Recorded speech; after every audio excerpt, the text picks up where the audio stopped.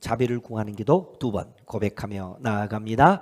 주여 나를 불쌍히 여기소서. 한 번 더요. 주여 나를 불쌍히 여기소서. 아멘. 주의 베푸신 구원의 은총이 오늘 예배하는 저와 여러분의 삶 속에, 그리고 특별히 오늘 방문하여서 함께 예배드리는 우리 신흥중고등학교 선생님들의 삶 속에 함께 하시게 되기를 주의 이름으로 축복합니다. 여러분, 빛이 가지고 있는 속성이 있습니다. 빛은 아무리 어둡고 캄캄하여도 거기에 아주 작은 빛이 있으면 그 어둠을 밝혀내고 감추어져 있는 것을 드러내는 속성이 있는 게 빛입니다. 그런데 십자가 역시 빛과 동일한 속성을 가지고 있습니다. 우리 안에 감추어져 있는 것들, 우리 안에 숨겨져 있는 것들이 십자가 앞에 나아가면 다 빛으로 드러나고, 그 안에서 그것을 발견하는 사람은 생명을 얻는 놀라운 은혜를 누리게 됩니다. 십자가 앞에 서게 되면 숨겨져 있던 욕망이 무엇인지 드러납니다. 십자가 앞에 서게 되면 내가 누군가에게 인정받고 싶어 했던 인정의 욕구가 무엇이었는지도 드러납니다.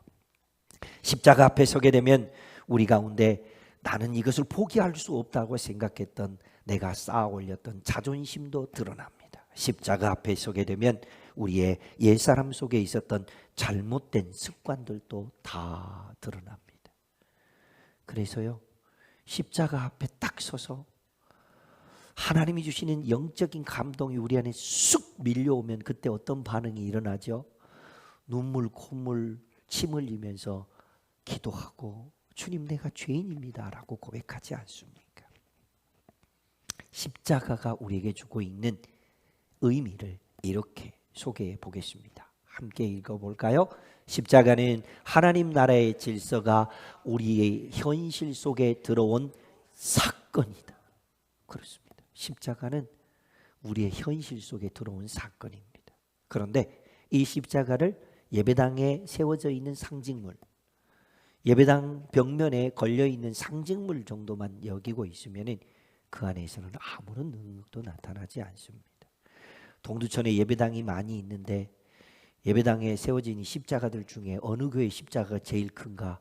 아는 교회 십자가가 크던가, 동두천 성결교회 십자가가 크던가, 동성교회 십자가가 크던가, 이것 바라본다고 아무런 능력이 안 나타납니다. 빛이 가지고 있는 속성처럼 십자가 가지고 있는 영적인 속성을 마음속에 붙들 때 그때 우리 하나님께서 우리와 함께 해주실 줄로 믿습니다. 계속해서 사순절 기간 회개라고 하는 주제, 그리고 십자가라고 하는 주제를 가지고 함께 은혜를 나누고 있습니다. 그래서 어쩌면 십자가는 슬픔으로 시작하지만 슬픔으로 끝나지 않고 기쁨으로 완성되게 하시는 것이 하나님의 능력이 되는 줄로 믿습니다. 십자가는 결코 종착역이 아닙니다. 십자가는 우리가 그 길을 지나가면 생명의 문이 되고, 길을 여시면 생명의 길이 되는 줄로 믿습니다. 주님은 복음 때문에 우리가 감수한 손해를 상급으로 바꿔주십니다. 주님은 우리가 복음 때문에 눈물을 흘리면 그 눈물이 기쁨이 되게 해 주십니다. 주님은 세상이 알아주지 않아도 우리가 십자가와 복음을 붙들고 살면 우리를 기억해 주십니다. 그러므로 우리는 이런 고백을 하며 살아야 합니다. 회개는 자신이 십자가 앞에 서는 일입니다. 따라해 봅니다. 회개는 내가 십자가 앞에 서는 일입니다. 옆 사람을 십자가 앞에 세우려고 애쓰지 마세요. 나를 하나님 앞에 세울 때 그때 생명의 역사가 일어나게 되는 줄로 믿습니다. 예수님은 오늘 본문에서 제자도를 설명하시면서, 제자도를 말씀하시면서 어느 특정 인물들에게만 주신 어떤 선택적 사건으로 말씀하지 않으셨습니다. 영웅들의 선택지가 아니라 십자가는 우리 모두에게 주어진 하나님의 부르심이고 초대가 되는 줄로 믿습니다. 우리가 십자가를 지면 주님은 우리가 잘못 붙들고 있었던 가짜 생명을 진짜 생명이 되게 해 주십니다. 그래서 오늘 주님께서 나를 따르라 라고 하는 말씀을 하시면서 세 가지 구체적인 제자도를 말씀하셨는데, 그 첫 번째가 자기를 부인하라, 두 번째, 자기 십자가를 지라. 세 번째, 나와 복음을 위하여 자기 목숨을 잃으면 구원하리라. 이렇게 말씀하고 계십니다. 여기서 자기를 부인하라 그러면은 어쩌면은 사람들은 자기를 혐오하고 자기를 미워하라는 그런 말을처럼 여길 수도 있습니다. 그러나 그것이 아니고 자기를 부인하라는 것은 예수님께서 말씀하신 그대로 나는 길이요 진리요 생명이다 하셨으니 주님 나는 길이 아닙니다. 주님 나는 진리도 아닙니다. 주님 나는 생명도 아닙니다. 이게 자기를 부인하는 것입니다. 혹 자기 십자가를 지라 그러면은 옛날 어른들은 종종 이렇게 말했습니다. 어이구 저 자식은 내게 십자가야. 그렇게 말하면서 말 안 듣는 자식들을 십자가로 여기거나 가족들 중에 누군가가 삐뚤어져 있는 모습을 보면 어휴 우리 가족 중에 저 인간은 십자가야. 그렇게 말하는 사람들이 있었습니다. 그게 자기 십자가를 지는 걸까요? 그런 거 아닙니다. 우리가 자기 십자가를 진다 하는 것은 고난이나 시련을 운명처럼 견디어라 그런 말도 아니고 불행을 감당해내라 그런 말도 아닙니다. 도리어 불이익과 손해가 있을지라도 그것을 붙드는 것입니다. 고난과 시련이 올지라도 거기에서 긴장과 고독이 올지라도 그것을 붙들어내는 것입니다. 무엇보다도 내 마음의 왕자를 하나님께 내어드리는 것, 그것이 어쩌면은 자기 십자가를 지는 일이 될 것입니다. 주님은 다시 말씀하십니다. 나와 복음을 위하여 자기 목숨을 잃으면 구원하리라 말씀하시는데 여러분 모래를 손으로 움켜쥐면 손으로 집어칠 수 있나요? 처음에는 집는 듯 하지만 어떻게 해서든지 모래는 다 빠져나가고 맙니다. 물론 손에 땀이 있으면 땀과 함께 묻어있는 모래는 있을지 모릅니다. 그러나 생명은 내가 손으로 부여잡은다고 해서 부여잡을 수 있는 것이 아닙니다. 오히려 생명은 움켜진 손에 있지 아니하고 받아들이는 믿음에 있음을 저희가 기억해야 할 것입니다. 세상은 말합니다. 손에 보지 말아라. 다 네가 우선이야. 그렇게 말합니다. 그러나 복음은 우리에게 뭐라고 말합니까? 그리스도가 우선이야. 그 주님과 함께해야 참 생명이 있어. 오늘과 그리고 내일에 이어질 우리 교회가 계속해서 묵상하고 있는 큐티 본문에 보면 요한복음 15장에 나는 포도나무요 너는 가지다 라는 말씀이 있습니다. 생명을 얻으려면 어떻게 해야 되죠? 열매를 맺으려면 어떻게 해야 되죠? 내가 낑낑거린다고 해서 열매가 얻어지는 것도 아니고 생명을 얻는 것도 아닙니다. 생명과 열매는 나무이신 주님에게 딱 붙어 있기만 하면 됩니다. 이 놀라운 은혜를 부여잡고 믿음으로 살아갈 수 있게 되기를 주의 이름으로 축복합니다. 그러므로 우리는 이런 마음을 품어야 합니다. 묻지도 따지지도 말고 제자의 길을 가야 합니다. 결단하는 마음으로 함께 따라해 봅니다. 묻지도 따지지도 말고 제자의 길을 갑시다. 저한테만 얘기하지 말고 옆에 분한테도 얘기하십시오. 시작. 묻지도 따지지도 말고 제자의 길을 갑시다. 아멘. 오늘 말씀 제목을 다시 한번 읽어볼까요? 오늘 주신 말씀 제목 함께 읽습니다. 십자가는 참된 생명. 보여주시겠습니까? 십자가는 참된 생명입니다. 자, 그러면 이 말씀을 우리가 믿음으로 받으려면 어떻게 해야 될까요? 그 첫 번째 이것입니다. 함께 읽습니다. 시작. 십자가는 죄의 무게를 보여준다. 그동안 우리는 하나님 말씀을 사순절 기간을 통하여서 회개와 관련된 십자가 사건들, 십자가 사건과 관련된 회개 이런 말씀으로 함께 은혜를 나누었습니다. 처음에 흙임을 기억하여라. 우리는 존재가 흙입니다. 두 번째가 많은 것이 아니라 선한 것을 주님께 드려야 된다. 세 번째, 눈물의 양이 회개가 아니고 돌아서는 것이 회개이다.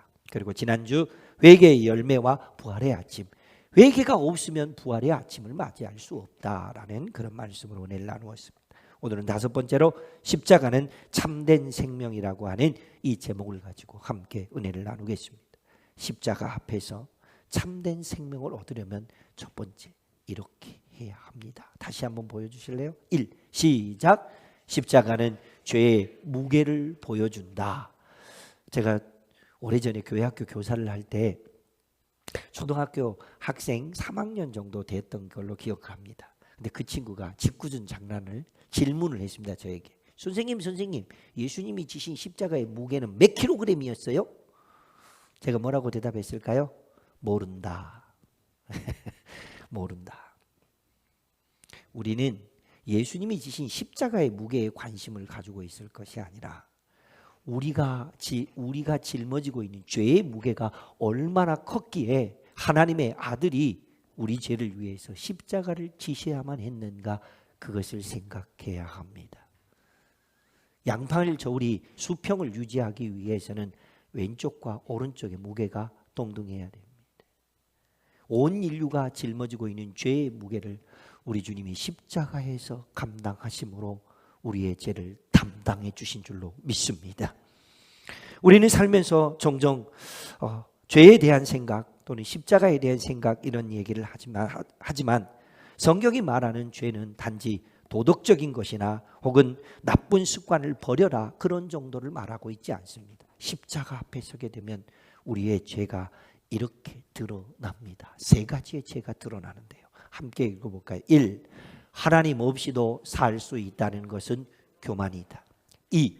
하나님보다 더 사랑하는 것은 우상숭배이다. 3. 뜻을 이루기 위해 하나님을 도구로 삼는 것은 반역이다. 이게 죄입니다. 좀 도덕적으로 옳지 않는 것, 나쁜 습관이 있는 것들에 대해서 그게 죄가 아니고요. 우리가 하나님 앞에서 하나님 없이도 살 수 있다고 생각하는 교만, 그리고 하나님보다 더 사랑하고 있는 것을 마음속에 품고 있는 우상숭배, 하나님을 주인이라고 말하면서 내가 주인이 되어 있어요. 여러분, 고대사회 군주 시대에 왕이 있는데 자기가 왕이라고 그러면 어떤 일이 벌어지죠? 반역이고 역모가 일어나는 것입니다. 하나님을 왕이라고 말하고 주인이라고 말하면서 내가 주인이 되어 있으면 그건 반역 사건입니다. 이게 십자가 앞에 섰을 때 보여지는 우리의 죄이며 드러나는 우리의 어두운 모습인 것을 기억하면서 믿음으로 살 수 있기를 축복합니다. 그래서 우리는 이런 고백을 해야 합니다. 따라해 봅니다. 주님, 저는 죄인입니다. 입으로만 고백하면 현실감이 잘 안 오지요. 자, 가슴에 두 손을 얹고 고백합니다. 주님, 저는 죄인입니다. 여러분, 십자가를 바라보면서 이렇게 하나님 앞에 서는 것, 십자가를 바라보면서 이렇게 주님 앞에 고백하는 것이 진정한 회개이고, 그때 주님께서 우리에게 생명을 선물로 주시는 줄로 믿습니다. 두 번째 사건 함께 있습니다. 두 번째 보여주시죠. 시작. 십자가는 사랑의 깊이를 보여준다. 그렇습니다. 십자가는 1차적으로는 죄의 무게가 얼마나 큰지를 보여준다면, 더 놀라운 사실은 십자가는 하나님의 사랑이, 하나님의 은혜가 얼마나 깊은지 우리에게 보여주는 사건입니다. 하나님께서 우리를 사랑하신다는 것을 그냥 말로만 하시지 않으셨고, 어떻게 하셨습니까? 피로, 눈물로, 그리고 땀으로, 그리고 희생으로 그것을 이루어 주시지 않습니까? 십자가는 하나님이 죄인을 구원하기 위해 얼마나 큰 값을 치르셨는지, 그리고 우리를 구원하시고 사셨는지를 보여주는 그런 사건입니다. 그러므로 성경이 말하고 있는 이 사랑은 얼마나 큰지 함께 볼까요? 성경이 우리에게 보여주고 있는 사랑은요, 시작. 언약이고 결단이며 무엇보다 희생이다. 그렇습니다. 여러분, 구약 성경 곳곳에는 내가 너희를 구원하리라라고 하는 언약 사건이 얼마나 많이 기록되어 있는지 모릅니다. 그런데 그 언약을 이루기 위해서 예수님이 오셨습니다. 그리고 땀이 핏방울이 되도록 기도하시면서 아버지여, 할만하시거든 이 잔을 내게서 옮기시옵소서. 그러나 나의 원대로 마옵시고 아버지의 뜻대로 되기를 원합니다라고 결단하셨습니다. 그리고 어디까지 가셨습니까? 십자가를 지고 골고다에서 죽으신 희생의 값을 치르셨습니다. 그리스도의 십자가는 하나님의 사랑이 얼마나 거룩하고 얼마나 위대한지를 보여주는 증거입니다. 그러므로 우리가 십자가를 바라보면 하나님께서 우리 가운데 치환의 역사, 역전의 역사를 이루시는데 어떤 일들을 이루실 것 같습니까? 첫 번째로는 난 사랑받지 못해 라고 하는 어둠에 갇혀있는 우리에게 참빛을 주십니다. 나는 버림받았다라고 하는 이 거짓 앞에서 넌 하나님의 자녀야 라고 하는 진실을 알려줍니다. 주님은 우리에게 말씀하십니다. 너는 내 것이다 라고 선언하십니다. 그러면서 우리에게 세상에 어디에서도 알 수도 느낄 수도 없는 참 생명을 주시는 분이 우리 주님이신 줄로 믿습니다. 참빛, 진실, 그리고 참 생명. 이거는 십자가 앞에서 자신의 죄를 회개한 믿음의 사람에게만 주시는 하나님의 선물이며 은혜가 되는 줄로 믿습니다. 여러분, 십자가는 절대로 공로주의가 아닙니다. 내가 이만큼 했어? 그런 거 아닙니다.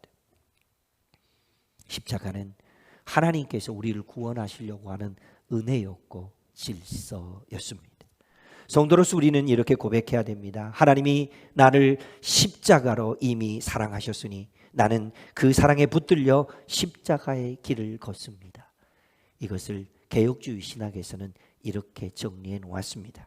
개혁 신학이 가르치고 말하고 있는 순종과 칭의의 관계, 이렇게 정리했습니다. 함께 읽어볼까요?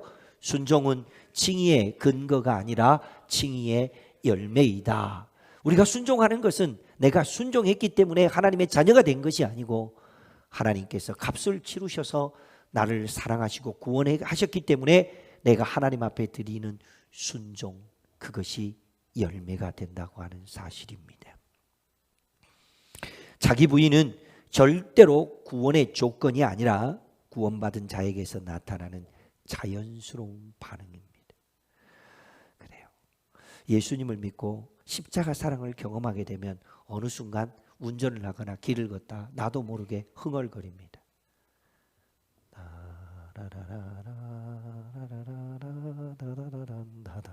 무슨 노래를 부르고 있죠? 내 주를 가까이 하려 함. 이렇게 내 안에 하나님의 사랑과 생명이 들어오면은요, 누가 가르치지 않았고 누가 부르라고 하지 않았어도 저절로 내 마음속에 십자가 사랑을 노래하고 찬양할 수 있는 은혜가 있게 되는 줄로 믿습니다.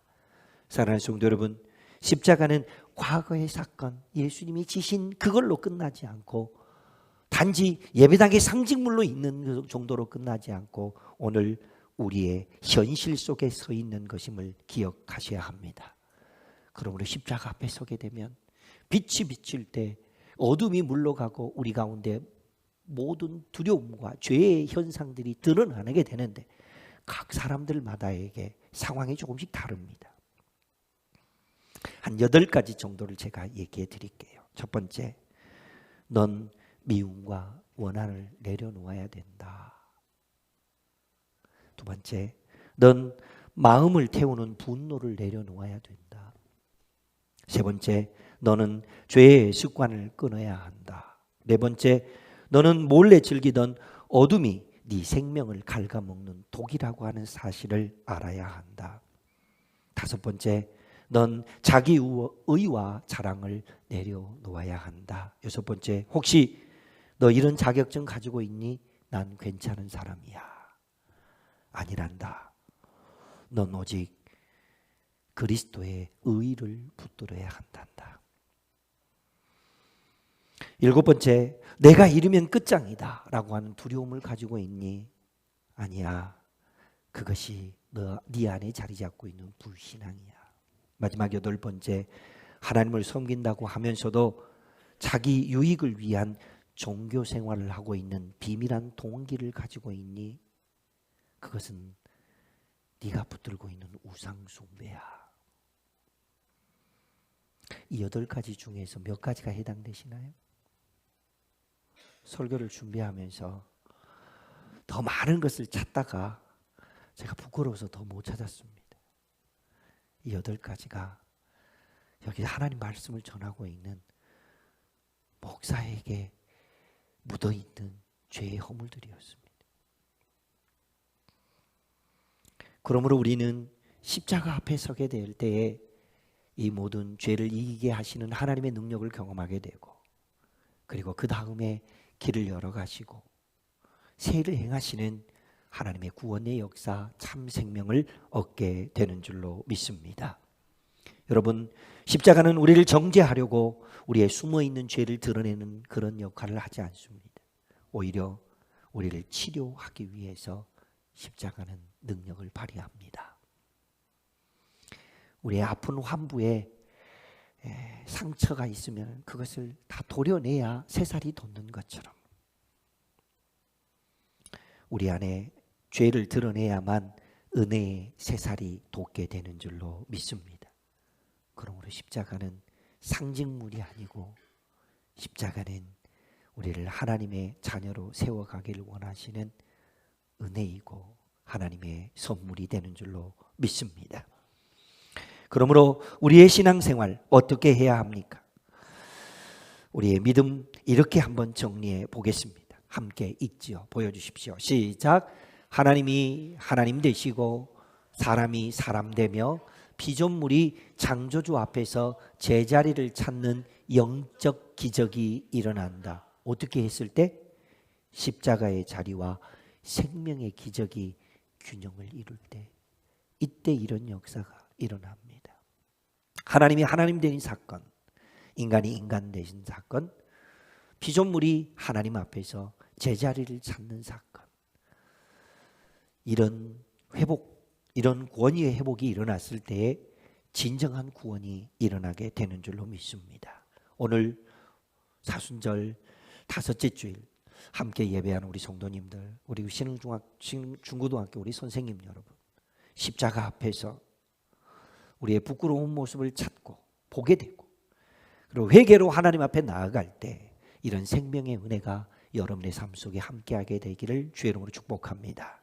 뿐만 아니라 우리가 품고 있는 하자분들, 내가 경험한 이 십자가 사랑을 그들에게 흘려보낼 때 그들 속에 하나님의 구원의 역사가 충만하게 일어나는 놀라운 일들이 있게 될 것을 기대하며 그들을 위해서 끝까지 기도의 줄을 잡고 승리할 수 있기를 소망합니다.